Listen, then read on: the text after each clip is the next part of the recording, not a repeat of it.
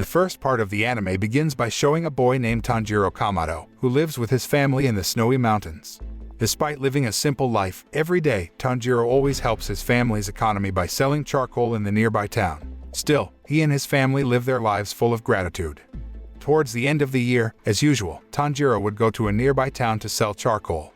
Actually, his mother asked him to stay at home because the weather was very cold and heavy snow was covering the streets. However, Tanjiro wanted to make his mother and younger siblings happy on New Year's Eve by buying them delicious food, so he decided to go to town to sell charcoal as usual. Seeing the sincerity of Tanjiro's heart, his mother could not do anything to prevent his departure. Even so, she's very grateful to have a son like him, who loves and cares for his family. Moreover, Tanjiro is gentle and kind-hearted, so even his younger siblings love him very much. Arriving in the city, Tanjiro received a fairly good reception from the residents, who had known him for a long time as a charcoal seller. Not only is he known as a boy who is always well-behaved, diligent, and hardworking, but he is also known to have a keen sense of smell, so he can accurately ascertain any object he smells. He also often helps the residents, so his presence in the city is quite liked by the residents. After the merchandise sold out, Tanjiro decided to hurry home, even though it was already night.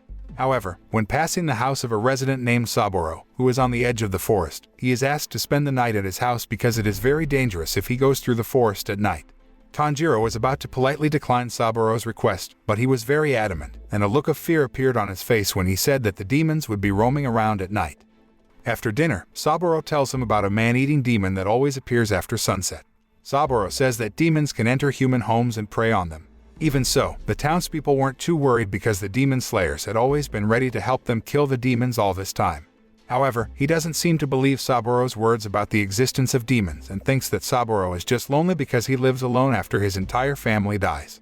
Tanjiro plans to invite his brothers to visit Saburo's house so that their presence can cure his loneliness. The next morning, Tanjiro thanked Saburo for letting him spend the night at his house and returned to continue his journey toward the mountains. However, when he was about to arrive at his house, Tanjiro smelled a very strong smell of blood coming from his house. Because of that, he ran to the house, and how surprised he was when he saw his house was in disarray and his family was already covered in blood. Seeing that, Tanjiro immediately checked the condition of his mother and his younger brothers and was devastated to learn they had all died. He also checked the condition of his younger sister, Nezuko, who was still breathing, but her condition was very pathetic. Without thinking, he rushed to take her to the nearest town so that she got medical treatment and her life could be saved. Unexpectedly, Nezuko suddenly turns into a demon, attacking Tanjiro and trying to prey on him. He was very surprised to see the drastic changes experienced by his sister and tried to withstand her attack with all his might. He also tries to convince Nezuko not to attack him, and slowly, she seems to be shedding tears, which indicates that she is starting to remember him. Suddenly, a young man named Giyu Tomioka appears, who is a demon slayer. Giyu attacked Nezuko and was about to behead her because she had turned into a demon. However, Tanjiro begged Giyu so he would not hurt his sister. Tanjiro promises to try to heal Nezuko, even though it sounds impossible to Giyu. Seeing him so easily prostrate to someone, Giyu becomes annoyed and then scolds Tanjiro, who he considers a useless person. He provokes Tanjiro by thrusting his sword into Nezuko's body, hoping that Tanjiro will fight back to save his sister instead of bowing down and begging for forgiveness. Giyu's efforts to raise Tanjiro's fighting spirit seem to have paid off, as he gets up, picks up his axe, and manipulates attacks to trick Giyu, as he realizes he won't be able to defeat Giyu. Although, in the end, Giyu managed to bring down Tanjiro very easily. His axe attack almost hit Giyu's head if he didn't dodge immediately. On the other hand, Nezuko became very angry because Giyu dropped her brother, so she attacked him and tried to protect Tanjiro. Seeing this, Giyu was astonished because all this time, the hungry demons had always preyed on anyone near them, including their own families. If you look at the wounds suffered by Nezuko, she needs human flesh and blood to restore her body condition, but she chose to protect Tanjiro. Upon learning that, Giyu decided to keep her alive, and only made her faint, and laid her on the side of the unconscious Tanjiro. When Tanjiro finally wakes up, Giyu tells him to go to Mount Sagiri and meet a man named Sakonji Urokodaki, who is Giyu's mentor. Besides that, Giyu told him to stay away from direct sunlight because it could endanger Nezuko's life. After saying that, Giyu then left him and his sister. After that, Tanjiro and Nezuko returned home to bury their mother and siblings properly. Knowing that she should not be exposed to the sun, he then buys an old basket from a farmer and covers it with bamboo and straw to carry her when they have to travel during the day. Soon afterwards, they begin their journey to Mount Sagiri to meet Sakonji Urokodaki, according to Giyu's advice. On the way, when they were walking through the forest at night, Tanjiro smelled the pungent smell of blood from a nearby shrine. Realizing that someone might be in danger, he ran towards the shrine and was very surprised to see a group of people who had been slaughtered by a bloodthirsty demon. On the other hand, Nezuko, who saw the corpse lying in front of her, tried to suppress her hunger because after she became a demon, she had not eaten human flesh at all, so her hunger became even more intense. The demon that carried out the massacre is apparently still there and immediately attacks Tanjiro, trying to devour him. Seeing this, Nezuko did not remain silent and immediately kicked the demon's head until it was decapitated. Even so, the demon could still move its body. Even a pair of hands had grown from its severed head. The demon seemed so angry that Nezuko, a demon like him, helped humans instead of preying on them. A fierce battle ensued between Tanjiro and Nezuko against the demon, until finally, he managed to trap the demon's head with his axe and tried to help Nezuko, who seemed overwhelmed by the headless body. They were finally able to make the headless body of the demon fall from a height and stop moving. After that, Tanjiro planned to kill the demon's head, but he immediately became hesitant and felt sorry for the demon, even though he had slaughtered many people. Not long after, Sakonji Urokodaki appears and orders Tanjiro to kill the demon. But then, the sun began to rise, and its rays instantly burned the demon's head to nothing. Seeing Tanjiro's sluggish attitude and not daring to make a decision at a crucial moment made Sakonji feel disappointed and did not hesitate to slap him. Even so, Sakonji will still take Tanjiro and his sister to his residence and train him to become the demon slayer, as stated in the letter Giyu sent to him. Arriving at Mount Sagiri, Sakonji did not allow Tanjiro to relax and immediately took him up the mountain to begin his training. Sakonji told him to descend the mountain, arrive at his house before sunrise, and then disappear in front of him. At first, Tanjiro thought he could go down the mountain easily because he had a keen sense of smell. But it turns out that Sakonji has prepared a lot of traps around there, so he has been caught in a trap several times. Not only that, but Tanjiro also noticed that the air was starting to thin out, so he was having trouble breathing, and his vision was getting blurry. He began to focus on catching his breath and sharpened his senses to detect traps hidden around him. Long story short, after struggling down the mountain while avoiding traps, Tanjiro finally returned to Sakonji's residence just before sunrise. Seeing the ability and strong determination he possessed by him, Sakonji finally felt sure that he had the potential to become a formidable demon slayer in the future. After that, Sakonji explains his profession as a cultivator to Tanjiro and how to join the Demon Slayer Corps by surviving the final selection in Mount Fujikasane.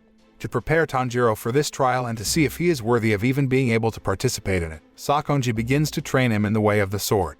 Sakonji explains the intricacies of the weapon and the forces behind it, sparring with Tanjiro to improve his endurance using only his bare hands.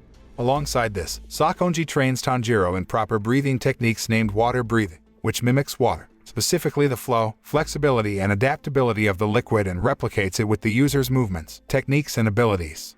Most, if not all, known techniques involve the user bending their body, arm, and weapon in a fluid motion to match the movements of rushing or flowing water.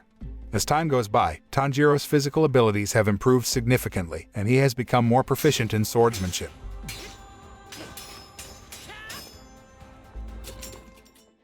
Finally, after a year has passed, Sakonji tells Tanjiro that he has nothing more to teach him, instructing Tanjiro to prove himself by improving the basics he has been taught. Sakonji then leads Tanjiro to a huge boulder, telling him that if he can cut it in half, he will be permitted to go to the final selection. Day after day, he tries to split the huge boulder, muster all his strength, and do everything Sakonji has taught him. However, until 6 months have passed, Tanjiro has not succeeded in splitting the huge boulder. One day, when he was hopeless and wanted to give up, he suddenly met a mysterious boy wearing a fox mask. Unexpectedly, the boy then attacks Tanjiro and manages to knock him out. He gets into a fierce fight with the mysterious boy, who can easily push him, even though the boy only uses a wooden sword. Meanwhile, Tanjiro uses a real sword. In the end, the mysterious boy wins the fight, making him fall unconscious. Upon awakening, Tanjiro meets a young girl who introduces herself as Makomo, who tells him that the boy he fought just now was Sabito. She reveals that she and Sabito were orphans adopted by Sakonji. After that, Makomo pointed out the fault in Tanjiro's fighting technique, making it easy for Sabito to defeat him. Sometime later, Makomo and Sabito continue to train Tanjiro by sparring so that he gets used to the fight. 6 months later, he challenges Sabito to a fight with him using a real sword. That night, Sabito appears with a real sword and prepares to fight Tanjiro. However, when he made an attack first by drawing his sword right into Sabito's face, the mask worn by Sabito split open suddenly, revealing his face smiling in relief when Tanjiro finally managed to defeat him. Tanjiro then turned to Makomo, who was showing the same happy expression, and cheered on him before she disappeared into the mist, as did Sabito.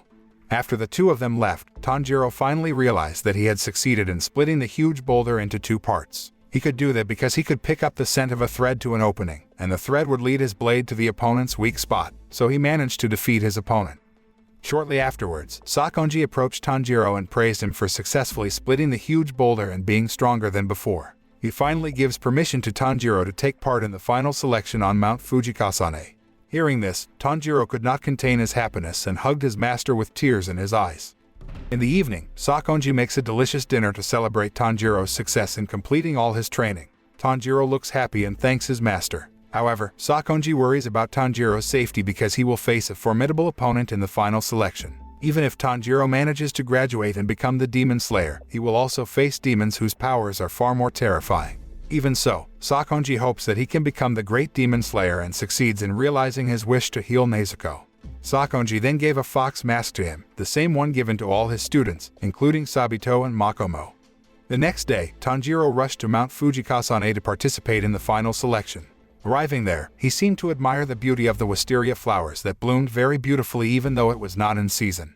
After all the participants in the final selection had gathered, the two young girls who were the exam organizers told them all that Mount Fujikasane was full of demons captured by the Demon Slayers. However, the demons could not escape anywhere because there was a wisteria flower blooming, which the demons hated the most. And from this point onward, there will be no wisteria blossoms, so the demons may appear. The participants are only required to survive for 7 days in the place, and whoever manages to survive will be declared to have passed the test. When the test finally begins, Tanjiro rushes towards the east and takes advantage of the sunlight, which is the devil's weakness. But in the middle of the journey, he sniffed 2 nearby demons, who turned out to be fighting each other for him as prey. Tanjiro stays strong and prepared to face the demons until he finally defeats them. But then, a terrible demon called the Hand Demon appeared, who instantly devoured a participant whole. Tanjiro is very scared but must muster all his courage to face the demon. Knowing he was a student of Sakonji, the Hand Demon was furious and arrogantly declared that he had killed 13 Sakonji students, including Sabito and Makomo. Upon hearing that, Tanjiro became very angry and immediately launched a barrage of attacks at the demon.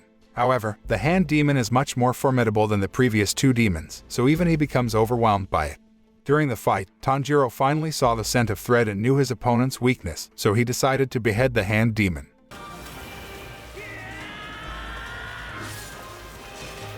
The scene then switches to the past, which shows a boy who turns into a demon and begins to prey on humans.